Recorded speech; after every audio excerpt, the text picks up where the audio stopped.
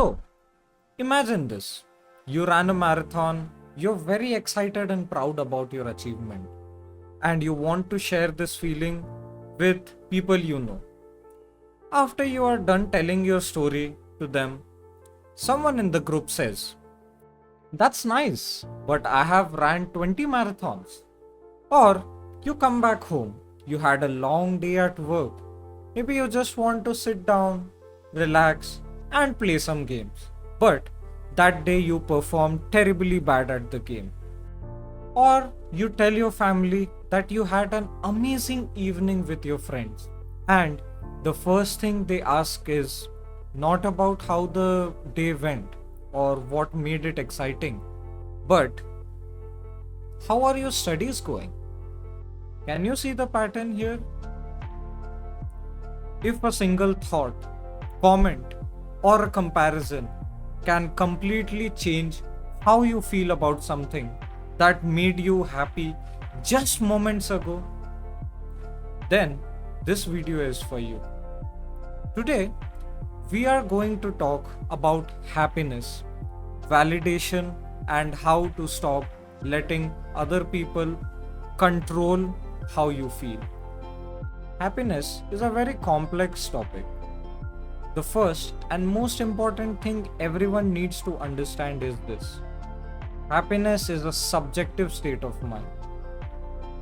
Every person experiences and interprets happiness differently. What might work for one person might do absolutely nothing for another. That is why there is no such golden universal rule to achieve happiness.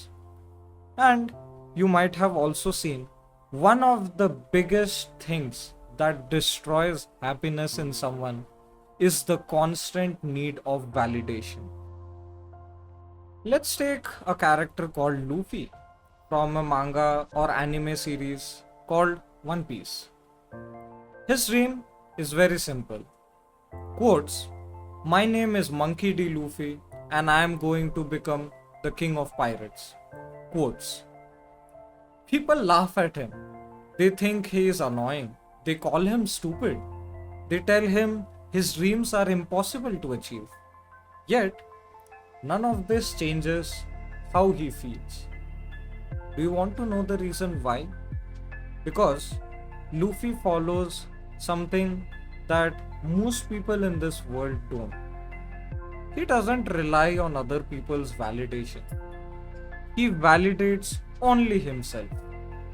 He doesn't need the world to agree with him before he feels confident about his goals. He doesn't let criticism, doubt, or mockery determine whether he is happy or sad. His decisions are based on his own beliefs, not on approvals of others. That is the difference between him and us. Even when Luffy faces a bigger threat than what he can handle, he does not rely on people and their validation as long as he believes in himself. Coming back to the marathon example, so what if you only ran one marathon? You should be proud of yourself. The moment someone else's achievement make you feel less happy about your own, you have already lost the meaning of happiness. Your accomplishment doesn't become smaller because someone else has done more than you. There will always be someone stronger, someone smarter, someone richer, and someone more experienced than you.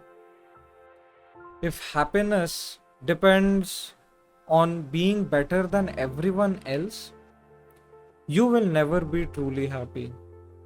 Happiness comes from within. Laugh freely, enjoy your moments, celebrate your wins. Be yourself without constantly worrying what will other people think. Not everyone will understand you, and that is completely fine. You don't need anyone's permission to be happy.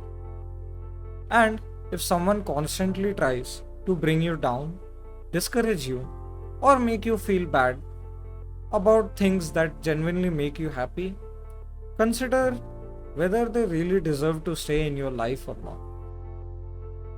Here are 7 things that I practice myself to stay happy.